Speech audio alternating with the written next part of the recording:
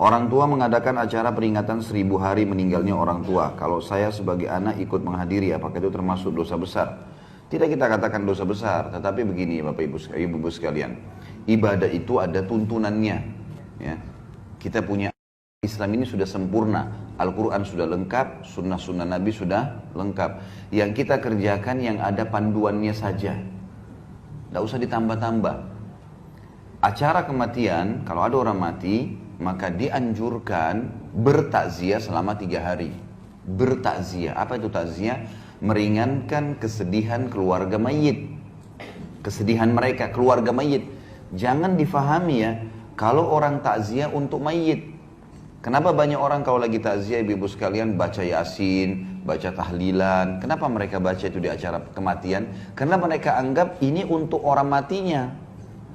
Ini pemahaman yang keliru. Takziah itu artinya meringankan kesedihan orang yang sedang ditinggal mati, keluarganya, kan gitu. Jadi kita disunnahkan bawa makanan. Waktu Ja'far bin Abi Thalib, saudara kandungnya Ali bin Abi Thalib meninggal di perang Mu'tah mati syahid, maka Nabi SAW berkata kepada penduduk Madinah, ya, buatkanlah makanan dan minuman untuk keluarganya Ja'far.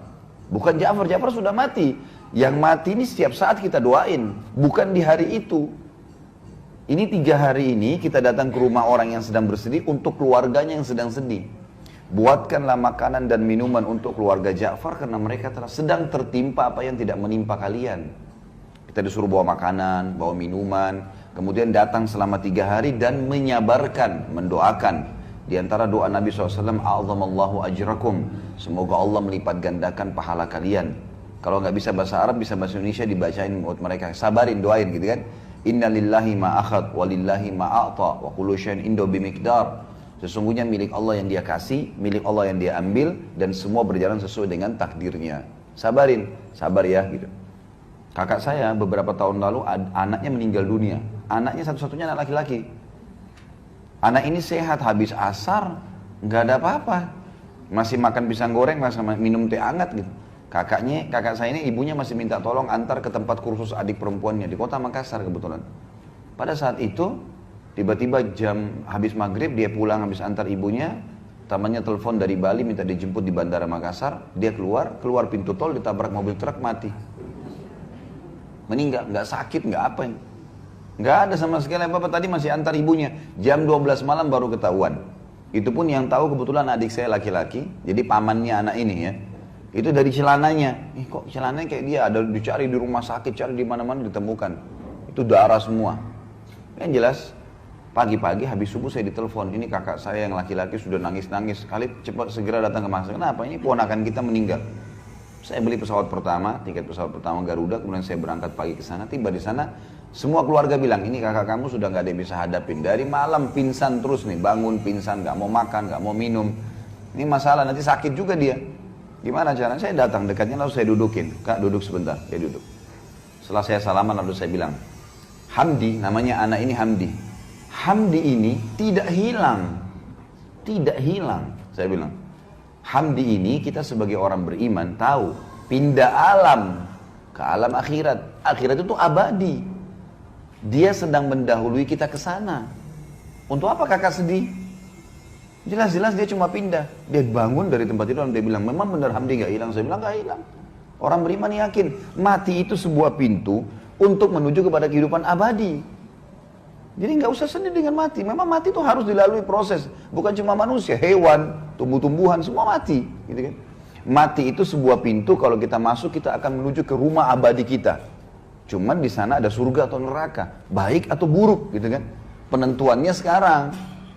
Jadi jangan anggap anak ini hilang. Yang penting, seperti ibaratnya saya bilang sama kakak saya, seperti saya sama kakak mau ke Surabaya nih dari Makassar. Kebetulan tiketnya Hamdi jam 9 pagi, saya sama kakak jam 3 sore.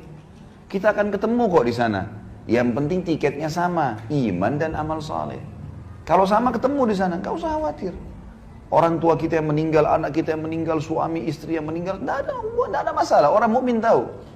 Rukun iman kita itu kan. Rukun iman itu ada 6 diantaranya iman kepada hari kiamat, kematiannya, alam barzahnya, hisabnya, surga nerakanya, panjang lebar itu. Kalau ibu-ibu ikutin ceramah saya di YouTube, Kitab Minhajul Muslim, tulis saja tanda-tanda hari kiamat. Atau tentang surga dan neraka. Ada panjang lebar saya ceritain masalah itu. Jadi kita harus paham tentang poin-poin seperti ini. Kalau orang meninggal, ya yang kita lakukan adalah kita bertakziah kepada mereka, keluarganya. Sementara si mayit, ya, itu 3 hari maksimal ya, Nabi kerjakan 3 hari. Jadi nggak ada hari ke-7, hari ke-1000, hari ke-40, ini nggak ada semua. Ini mengikuti acaranya orang-orang Nasrani. Kalau ada ibu-ibu di sini mungkin pernah mu'alaf dari Nasrani, pasti tahu. Gitu kan? Pasti tahu. Jadi saya tahu betul karena kebetulan istri saya mu'alaf. Non-muslim, tadinya Nasrani masuk Islam. Kemudian di acara keluarganya di daerah Manado itu luar biasa kalau kematian. Hari ke-3, hari ke-7, hari ke-40, hari ke-1000, mereka main gaple di situ, mereka makan, mereka semua pesta-pestaan. Orang Islam nggak ada hubungannya dengan itu. Nggak ada hubungannya sama sekali, kita nggak ada hubungannya, kita punya syariat sendiri. Takziah 3 hari maksimal. Dan sabarin, bawain makanan, pulang. Jangan duduk di situ. Gak usah lama-lama. Nabi SAW dalam 1 hari bisa datang sampai 3-4 kali ke rumah orang yang sedang bersedih. Baik. Untuk si mayit, apa yang kita lakukan? Perbanyak amal buat dia. Beristighfar untuknya. Dan itu setiap saat. Selama kita hidup, kita selalu beristighfar untuk dia. Ya Allah, ampuni dia, rahmati dia. Jadikan kuburannya taman dari taman surga. Terus bersedekah buat dia. Ada masjid lagi dibangun, kita sumbang atas nama si mayit. Itu boleh. Nggak masalah. Sumbangkan Quran di masjid atas nama dia, ya. Apapun yang bersifat amal jariah, pembangunan jalan lah, penggalian sumur lah, apa saja yang bisa jadi kebaikan buat dia. Dan masuk dalamnya juga haji dan umroh.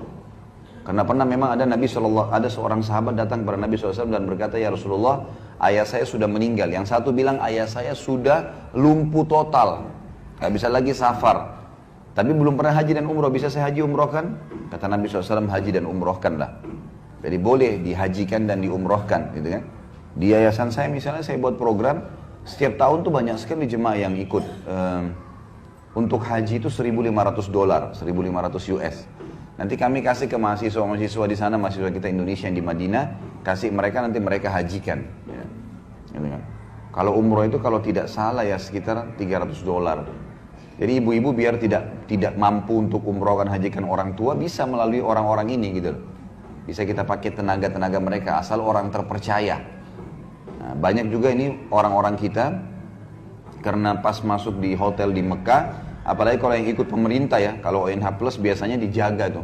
Kalau yang ikut pemerintah ini karena buildingnya terbuka, banyak orang Bangladesh, banyak orang India masuk, nawar-nawarin badal haji. 1 kali haji 50 real. Ini nggak benar ini, nggak ada 50 real. Bagaimana caranya haji 50 real? Hah? Dia kumpul sampai 100 orang tuh. 1 kali haji 100 orang, gimana caranya? 1 haji 1 orang, nggak bisa. Gitu kan? Belum biaya kemah, belum transportasi, belum segala macam. Nah ini termasuk bisa untuk orang meninggal. Jadi didoakan setiap saat, selalu sedekah jariahkan buat dia, sedekah buat dia perbanyak. Kemudian juga kita haji dan umrohkan buat dia. Ya.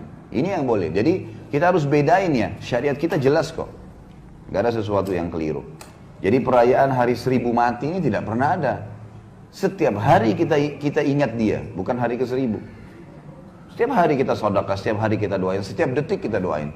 Ingat ibu kita langsung, ya Allah ampuni rahmati. Ingat ayah kita, ya Allah ampuni dan rahmati. Setiap saat anak kah, saudara kah, setiap saat kita doakan. Karena tradisi seperti ini adalah tradisi orang non-muslim yang ditarik ke Islam.